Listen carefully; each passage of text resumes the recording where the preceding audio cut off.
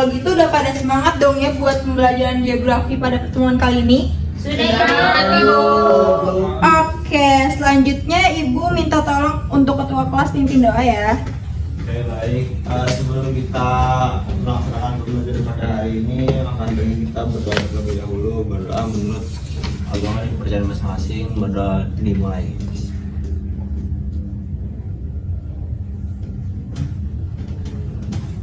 Berdoa selesai, memberi salam. Assalamualaikum warahmatullahi wabarakatuh.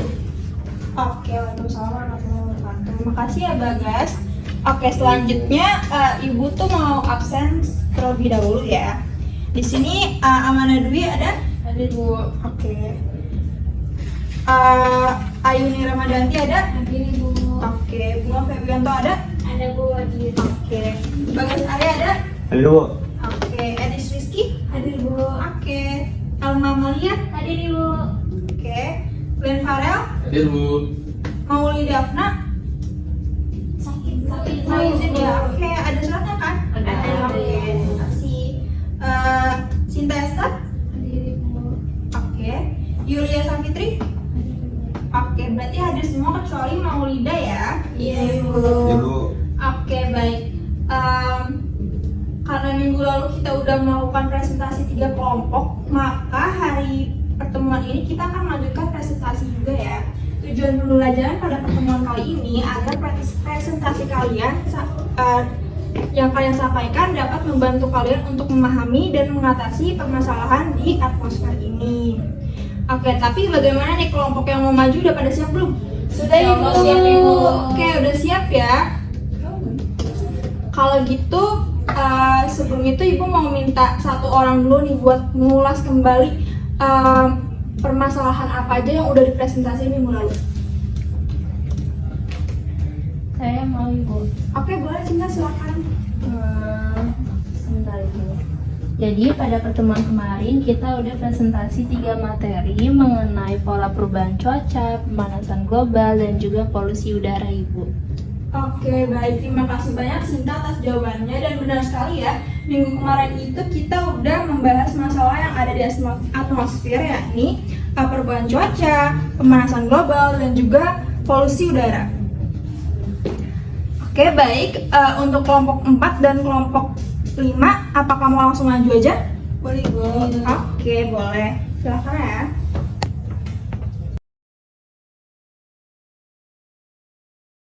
Oke, sekarang Ibu persilakan untuk kelompok 4 maju mempresentasikan hasilnya ya.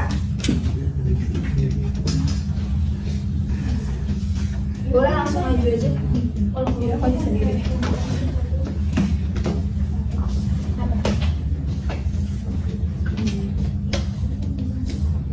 Edis sendiri ya, Edis?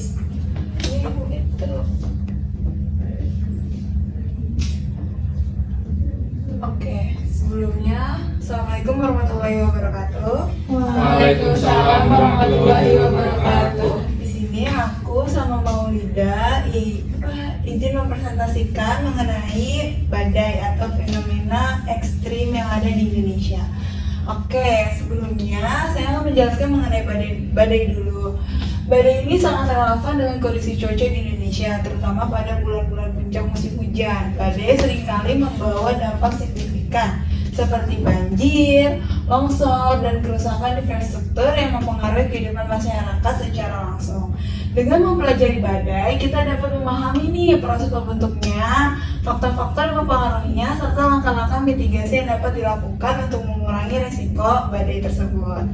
Hal ini juga memberikan kesadaran akan pentingnya adaptasi terhadap perubahan iklim dan pengelolaan lingkungan yang lebih baik. Oke, aku lanjut ya teman-teman.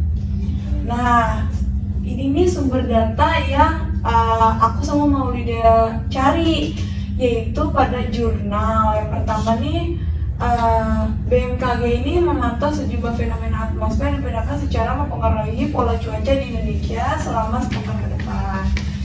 Bisa dilihat ya nih berikut dinamika atmosfer yang perlu diperhatikan. Oke, lanjut ya teman-teman.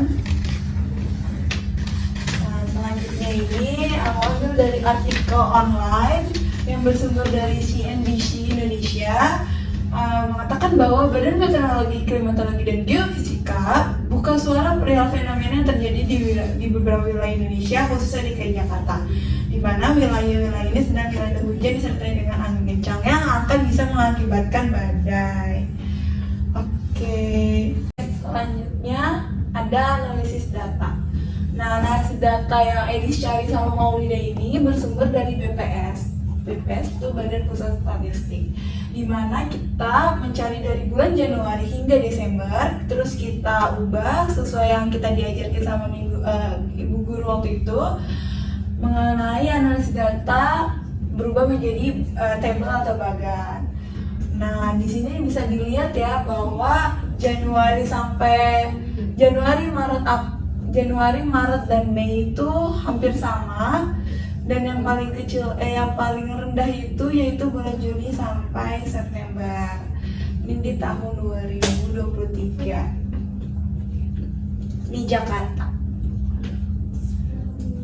Selanjutnya nih fenomena nyatanya yaitu badai di Klaten yang berdampak hingga jumlah korban lukanya banyak kan disebabkan oleh badai. Oke, lanjut. Ini mitigasi badai. Nah, sebenarnya simpel ya, kita harus tahu gimana sih langkah penanggulangan saat badai besar terjadi. Yang pertama, simpan stok center beserta baterainya dan lini serta pematikan apinya. Karena kalau terjadi badai kita nggak tahu ya, nggak bisa ngeliat apa-apa. Mungkin semua listrik dimatiin, jadi kita harus gunain ini. Terus yang kedua, tutup rapat semua jendela dan pintu. Yang ketiga, hindari berada terlalu dekat dengan jendela atau pintu dari kaca. Selanjutnya, yang keempat itu simpan barang-barang di teras dan pekarangan dalam rumah. Yang kelima, jangan keluar rumah. Yang keenam, cek kerusakan setelah badai berlalu. Jadi kalian kalau misalnya ada badai itu cek lagi rumahnya, takutnya nanti ada yang hilang atau apapun. Nah, kita tuh ngobrol dari referensi dia. Oke, terima kasih. Ada yang mau bertanya? Aku Edis, aku mau tanya tuh, mengapa penting untuk mempelajari badai dan langkah-langkah mitigasinya? Oke, isi jawab ya. Jadi, mempelajari badai itu penting untuk memahami proses pembentukannya, faktor-faktor yang mempengaruhinya, langkah-langkah yang harus kita siapkan atau mitigasi yang dapat dilakukan. Hal ini membantu mengurangi risiko kerugian, meningkatkan kesadaran akan perubahan iklim, dan mendorong pengelolaan lingkungan yang lebih baik. Gimana yang jawabannya? Cukup menjawab ini. Terima kasih. Oke, ada lagi yang bertanya? Oke, kalau cukup udah cukup.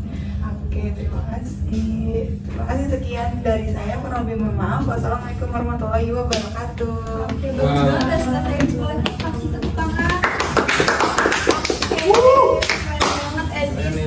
Oke, sekarang mau lanjut kelompok 5. Udah pada siap belum kelompok 5? Sudah, Bu. Oke, boleh langsung maju aja ya.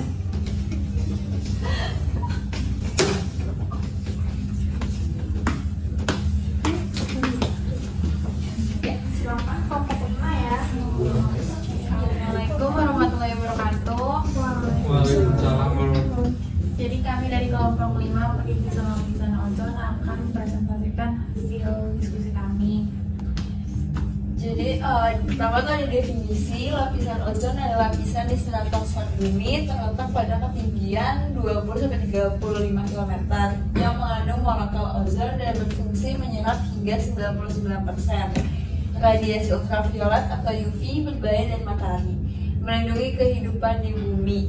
Penipisan lapisan ozon terjadi akibat emisi zat kimia seperti CFC yang merusak molekul ozon, menyebabkan peningkatan radiasi UV yang dapat mengakibatkan kanker kulit dan kerusakan nafas sistem. Nah, seperti yang disampaikan pada pertemuan sebelumnya, ini merupakan grafik dari konsentrasi ozon dari kurun waktu 1955 sampai dengan 2005. Dan ada penurunan dari 1975 sampai dengan 1995. Nah, seperti pada gambar tersebut, ozon tersebut itu udah rusak karena akibat dari hasil samping aktivitas manusia yang berlebihan yang telah mengganggu karena ada satu zat itu yaitu klorofluorokarbon atau CFC. Nah, beberapa zat itu juga dapat bereaksi dengan ozon yang di stratosfer sehingga proses kerusakan ozon berlangsung lebih cepat dibanding dengan proses pembentukannya kembali. Selanjutnya ada United Nations Environment Program atau UNEP. Program lingkungan PNBB memperkirakan jika lapisan ozon berkurang 10%, angka kejadian penyakit kanker kulit di seluruh dunia akan meningkat 26% seperti contohnya di gambar tersebut. Nah, terus untuk solusinya, tadi kan permasalahan itu dalam kurun waktu 1955 sampai dengan 2005. Nah, di pertengahan tersebut akhirnya ada pertemuan nih di dunia, yaitu Perjanjian Montreal, di mana ada 4. Yang pertama itu diturunkannya sampai titik nol produksi dan penggunaan CFC-nya secepat mungkin, tapi tidak lewat dari tahun 2000. Makanya pada saat 2005 itu udah mulai stabil. Terus diturunkannya sampai titik nol produksi dan penggunaan halon dan mengontrol serta mengurangi senyawa lain yang setidaknya akan mengancam seperti CFC. Lalu diberikan kepercayaan kepada masing-masing negara dalam mengembangkan temuan senyawaan, kimia, dan teknologi. Dan terakhir itu diberikannya kemudahan bagi mengalirnya informasi ilmiah, penyebaran hasil penelitian, dan lain-lain. Sekian presentasi dari kami, apakah ada yang ingin bertanya? Saya mau nanya, fungsi utama ozon itu bagi kehidupan di bumi itu apa sih? Oke, izin jawab Bagas. Jadi lapisan ozon berfungsi untuk menyerap hingga 99% radiasi ultraviolet atau UV berbahaya dari matahari sehingga melindungi kehidupan di bumi dari efek negatif seperti kanker kulit dan juga kerusakan ekosistem. Oke, terima kasih. Ada lagi yang ingin bertanya? Oke, kita akhiri. Assalamualaikum warahmatullahi wabarakatuh.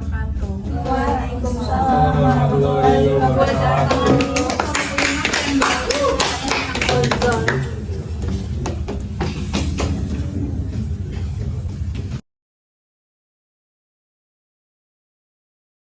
Oke, Ibu mau apresiasi buat semua kelompok yang udah maju dari minggu kemarin sampai dengan hari ini ya. Materi dan masalah yang udah kalian sampaikan itu udah sangat baik. Namun berhubung waktunya juga sudah mau habis, Ibu mau minta satu orang untuk memberikan kesimpulan ya.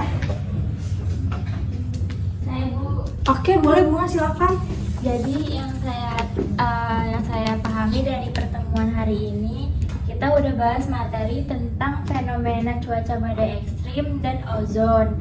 Kedua masalah itu merupakan permasalahan dari atmosfer Bu, yang perlu kita tangani untuk mengurangi dampaknya. Oke, betul sekali Bunga. Jadi emang benar ya, lapisan ozon itu kan pelindung bagi kehidupan di bumi yang menyerap sinar radiasi. Kemudian, masalah seperti cuaca ekstrim itu seperti badai dapat membawa dampak yang signifikan, termasuk banjir, longsor, dan juga kerusakan infrastruktur lainnya.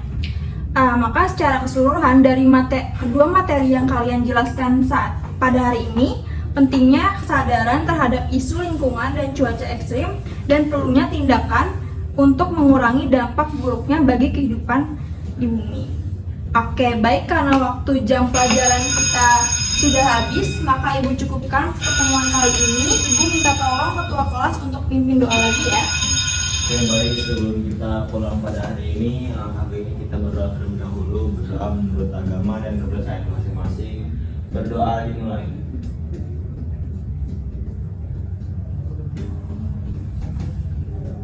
Berdoa selesai, memberi salam. Assalamualaikum warahmatullahi wabarakatuh. Waalaikumsalam warahmatullahi wabarakatuh. Terima kasih anak-anak. Terima kasih, Bu. Terima kasih, Bu.